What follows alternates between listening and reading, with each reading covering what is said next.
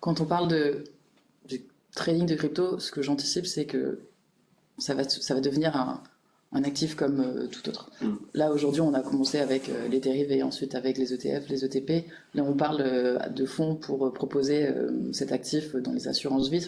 On va pouvoir être exposé à la crypto de la même manière qu'aujourd'hui, on peut acheter une action Apple ou autre. C'est ce que je pense. C'est sur le trading crypto. Il va falloir que les structures opérationnelles de ces entités, des plateformes, des banques, des brokers évoluent pour le permettre. Mais ça, je pense on a déjà bien entamé cette aventure-là et il va y avoir de la continuité. Le deuxième point, c'est là, il y a eu un essor de ce qu'on appelle les perpetual futures. C'est un type de dérivé qui vous permet d'avoir beaucoup plus de levier et qui est très apprécié. Ça a commencé avec un crypto, c'est une infrastructure de marché qui est nouvelle, mais qui est en train de s'étendre. Donc vous avez peut-être entendu Kraken, qui est une bourse crypto, proposer des stocks US equities 24 heures sur 24, 7 jours sur 7, avec un modèle qui est similaire à celui de la crypto, mais appliqué à la finance traditionnelle. Et donc ça, je trouve intéressant, puisque je pense qu'on va apprendre, de la même manière que la crypto a appris beaucoup de la finance de marché traditionnelle, on parlait de Mika qui vient de MiFID, etc. Je pense qu'il va y avoir également un apprentissage qui peut être fait par la finance traditionnelle des infrastructures crypto, notamment avec ces perpetuals qui n'ont plus rien à voir avec la crypto aujourd'hui, dans le sens où on va pouvoir avoir des perpetual futures de tout type d'informations, tout type d'actifs. Donc ça, c'est le deuxième point que je pense essentiel dans cet écosystème qui est en train de se mettre en place. Et le troisième, qui est clé, et ça c'est réellement moi ce qui m'intéresse en tout cas, et qui va changer le système, on parlait de quels sont les vrais problèmes que la blockchain résout, c'est le fait que la finance puisse être on-chain. On a plein de cas d'usage où on l'a vu nous avec des acteurs, on tokenise les indices par exemple, pour des raisons de distribution, on ne va pas pouvoir avoir une productisation beaucoup plus rapide, c'est-à-dire qu'aujourd'hui pour faire un indice il faut quelques mois. Là avec un token on peut faire une représentation digitale d'un indice en quelques semaines, et qui vous permettent il y a plein de choses possibles. Il y a la mobilité de l'actif sous-jacent, on parle de crédit, private credit on-chain par exemple, qui peuvent être settled. C'est vraiment ces nouvelles possibilités que la blockchain propose pour une finance digitale. Et ça, c'est intéressant, parce qu'il y a des cas d'usage de créer des nouveaux marchés, de nouveaux modèles de rémunération également. Donc, tous les acteurs, on parlait des banques, des brokers, des échanges, sont en train de prendre parti et de s'établir dans ces domaines, parce que c'est des nouveaux marchés qui n'existaient pas jusqu'à présent. Donc, il y a un enjeu, une opportunité d'étendre votre total addressable market. Et il y a aussi un enjeu pour les mondes, je dirais, les pays émergents, de bancariser une partie de la population qui n'était pas bancarisée, d'avoir des modèles de paiement qui sont beaucoup plus rapides, beaucoup moins coûteux. Ayant vécu dans la Silicon Valley, il y avait beaucoup de communautés d'Amérique latine, par exemple, avec beaucoup de transferts, beaucoup d'envois d'argent dans ces zones-là. On a un modèle qui est plus compétitif. Et donc je pense que, pour moi, ça c'est l'enjeu de demain, c'est crypto trading à l'échelle, encore plus que ce qu'on a vu aujourd'hui. Nouvelle infrastructure de marché qui s'inspire de la crypto pour avoir un marché qui traite 24/5 ou 24/7, mais qui n'a rien à voir avec la crypto. Là, on parle de vraiment d'equities, de ce genre de choses. Et ensuite, c'est vraiment d'avoir nos marchés des capitaux tels qu'on les connaît, complètement digitalisés, on-chain. Et ça, c'est ce qu'on voit émerger. Je parlais de Broadridge parce que je pense que c'est l'acteur qui a fait, on parle de trillion, on parle de volume exceptionnel en 2025, et ce n'est que le début. Et là, on est disponible sur Canton Network, qui est une blockchain, comme vous avez Ethereum, Hedera, Stellar, etc. On est disponible depuis 2025 là-dessus.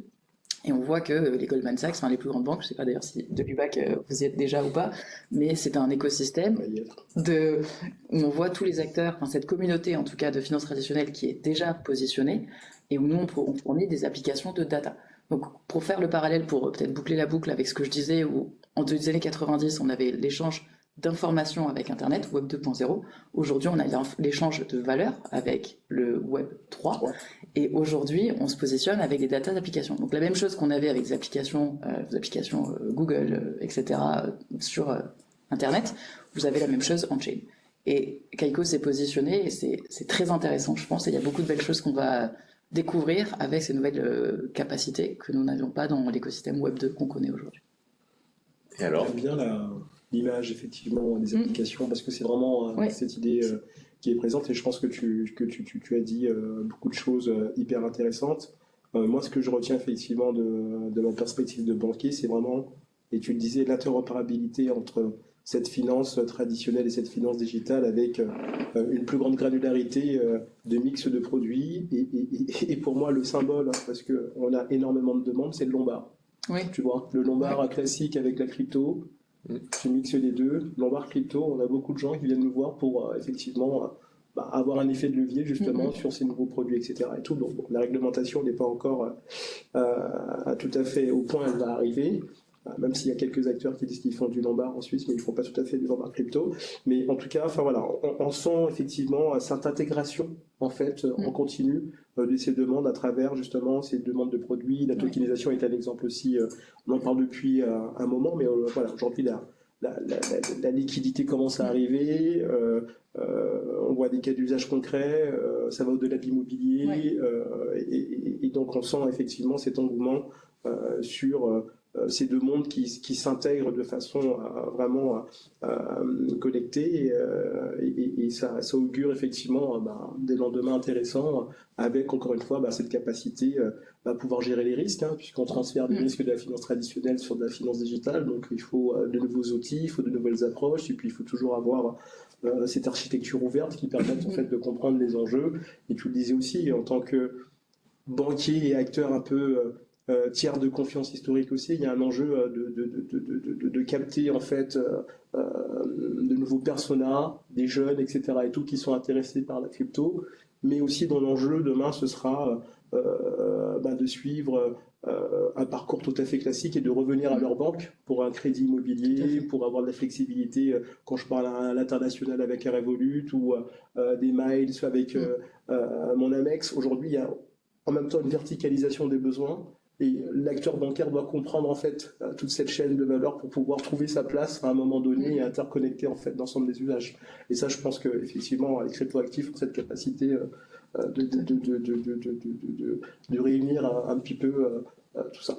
Nous, on le voit bien côté conformité avec des pure players qui ont des équipes qui évidemment sont experts de ce type d'actifs parce qu'ils ne font que ça, mais également des acteurs traditionnels qui commencent à intervenir sur le monde des cryptoactifs, et du coup des équipes conformité qui ont besoin d'outils qui vont fonctionner avec des modes opératoires particuliers pour la finance traditionnelle, d'autres modes opératoires avec des indicateurs, avec des données, des règles propres aux cryptoactifs, mais d'avoir tout ça potentiellement dans le même outil, parce que concrètement, c'est la même équipe, c'est le même régulateur derrière, et demain, il faudra pouvoir rendre compte lors d'un contrôle de façon indifférente sur une problématique, sur une transaction, sur un cryptoactif, sur de la justification d'évolution de seuil, sur des actifs traditionnels, et donc une volonté d'avoir une vision globale du niveau de risque opérationnel de l'organisation.